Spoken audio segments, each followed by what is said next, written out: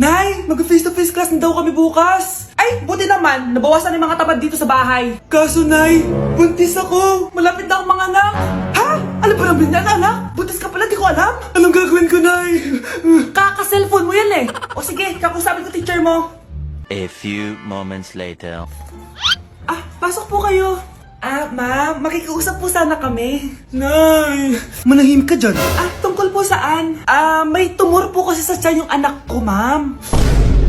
Hindi po siya makakapasok sa school. Ah, ganun ba? O sige, e-exempt ko na lang siya. Salamat po, ma'am. Tara na, anak. Ang sakit ng tiyan ko. Anong nangyayari? Wala po to, ma'am. Nay, mga ngalak-rata ko. Ba't ngayon pa? Umiri ka. Ano ba naman yan? Sige, ire! Ayan na, malapit na! Akala ko ba tumor? Ayun na, ayun na! Grabe na talaga yung mga bataan ngayon! Nagsisibuntisan na! Grabe na talaga panahon ngayon! Bakit po, Nay? Tingnan mo itong nakita ko! Bata, puro cellphone, namatay! Fake news lang yan, Nay! Basta! Huwag ka man lang mag-cellphone! Akin na yan! Sige po, Nay! A few moments later. Anak, grabe talaga! Bata, patay! Dahil sa food poisoning! Anak, huwag ka muna kumain! Akin na yan! Sige po, Nay! Gutom na ako! Yung soft drinks na lang ako! Yung dati nating kapitbahay, anak! Namatay dahil sa soft drinks! Huwag kang iinom yan! Sige po, Nay, magtutubig na lang ako. Anak! Anak! Tignan mo to! Bata, uminom na nakakalasang tubig! Namatay! Huwag kang iinom yan! Sige po, Nay. Matutulog na lang ako. Anak! Anak! Bakit po, Nay? Anak, ang dami na babangungot ngayon! Huwag kang matutulog, ha? A few moments later. Nay, nanghihina na po ako. Yun na nga ba yung sinasabi ko eh. Tingnan mo to, nakita ko. Bata, nakalanghap ng nakakamatay na amoy. Patay! Anak, huwag ka munang huminga. Anak, huwag ka munang tumingin. Anak, huwag ka munang lumabas. Anak, huwag ka munang mabuhay.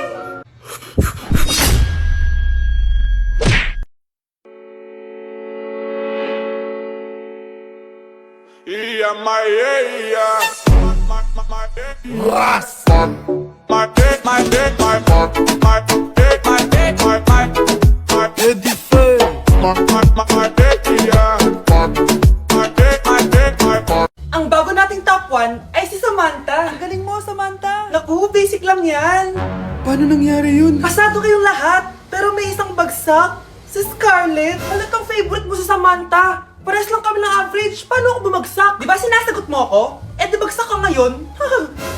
Umanda ka sa akin. A few moments later. Class, mag-behave kayo. Nandito yung principal natin. Magandang umaga, class. Kamusta yung bago nating teacher? Gusto ko pong i-report yung teacher na yan dahil may favoritism po yan. Favoritism? Sinungaling ka, Scarlett! Mabait sa amin si ma'am. Opo, ma'am. Mabait po ako sa kanila. Pantay-pantay lang po yung tingin ko sa kanila. Huwag mo na pagtakpan nanay mo, Samantha. Hala, OMG, magnanay sila. Ma'am principal, pagpasensyahan niyo na siya. Baka di niya alam yung sinasabi niya. Meron ako ebidensya dito na nagpapatunay na binigyan ng sagot ni ma'am si Samantha. At tinawag ng nanay si ma'am. Bawal to sa school natin Kayong dalawa, mag-usap tayo sa principal's office. Ma'am, magpapaliwanag po ako. Ang bago nating top 1 ay si Scarlett. Yes, Scarlett, deserve mo yan. Marami pong salamat, ma'am principal. Alam mo, buti na lang hindi mo na teacher yung nanay mo. Anong sabi mo? Hindi mo ba alam na magkapatid kayo ni Samantha? Iisa lang kayo ng nanay. Ang makakasagot na to may plus point sa akin. What is 2 times 2? Ma'am ako, ma'am. Wala bang gustong sumagot? Ma'am, alam ko po yung sagot. 2 times 2. Ma'am. Okay, Samantha. 2 times 2 is 4. Very good. May plus 5 ka sa akin. Ang daya naman, kanina pa ako nagtataas ng kamay. Ma'am, pwede pa po ba ako mag-take ng quiz? Absent kasi ako kahapon eh. Ay, hindi na! Absent pa more! Tatamad-tamad ka kasi mag-aral. Nagkasakit po kasi ako, ma'am. Oh, anong gagawin ko? Ma'am, pwede ba ako mag-quiz kahit absent din ako kahapon? Oo naman. Ito, magsimula ka na. Thank you po, ma'am. Bakit siya pwede mag-quiz, ma'am? Bakit? May problema ka ba? Oo, may problema ako. Favoritism ka. Palagi na lang sa Samantha yung binibigyan mo ng chance. May galit ka ba sa akin, ma'am? Sabihin mo. Hindi ako galit sa'yo. Pero sa nanay mo, oo. Wag na wag mong dadama yung anak ko sa problema mo sa akin. Nay? Anong meron? Yang nanay mo, pabida. Dapat ako yung top 1 ng high school kami. Alam naman natin dalawa na deserve ko talaga maging top 1. Hindi kagaya mo, binabayaran yung school para tumaas ang grades. Totoo ba yun, Nay? Sinungaling ka! Mana ka naman para sa nanay mo, Samantha. Nga pala, alam na ng principal yung pagiging favoritism mo. Good luck na lang sa'yo, ha? Ma'am, parang wala po ata sa lesson natin yung number 5. Ay, wala ba? O sige, bonus na lang yan. Thank you, ma'am. Ma'am, wala po ata sa lesson natin yung number 5. Oh, anong gagawin ko? Puro ko kasi daldalan, kaya di mo alam. No, favoritism si ma'am. May sinasabi ka? Ay, wala po. A few moments later. So, ganun lang siya kadali. Ma'am, pwede po ako pa-excuse? Sumasakit po yung puson ko eh. Sige, punta na lang sa clinic. May gamot doon. Sige po, ma'am. Nagets niyo ba, class? Ma'am, excuse po. Sumasakit po yung puson ko. Ang arte mo naman. Onting sakit lang. Excuse agad. Kapag di maganda, wag na mag-inarte. Kala mo naman ang ganda ni ma'am. Hello po, ma'am. Sorry po, absent ako kahapon. Nagkalagnat po kasi ako eh. Ganun ba? Sige, excuse na lang kita.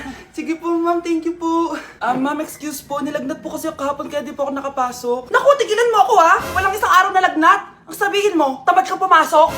Ikaw nga, palagi ka nga di pumapasok eh. Anong sabi mo? Totoo naman, ma'am. May favoritism ka. Susumbong kita sa principal. Maniniwala ba ang principal sa'yo? Wala ka namang ebidensya. Anak, mag-e-exam tayo mamaya ha. Dapat mas mataas grades mo kay Scarlett. Oo naman, Nay. Mas magaling naman ako sa kanya. Anak ni Ma'am si Samantha. Eto yung mga sagot mamaya sa exam. I-perfect mo yan. Sige na, Nay. Baka may makakita pa sa atin. Humanda kayong dalawa sa principal. Tapos na yung maliligayang araw niyo. Mga anak, aalis lang ako Maglinis kayo dyan. Bye, Nay! At dahil wala na si Nanay, ako ang bago niyong boss. Kaya sundin yung mga inuutos ko, ha? O Kyle, ikaw na magugas ng mga plato doon, ha? Wow, lakas magutos, ha? Aba, nagrereklamo ka ba?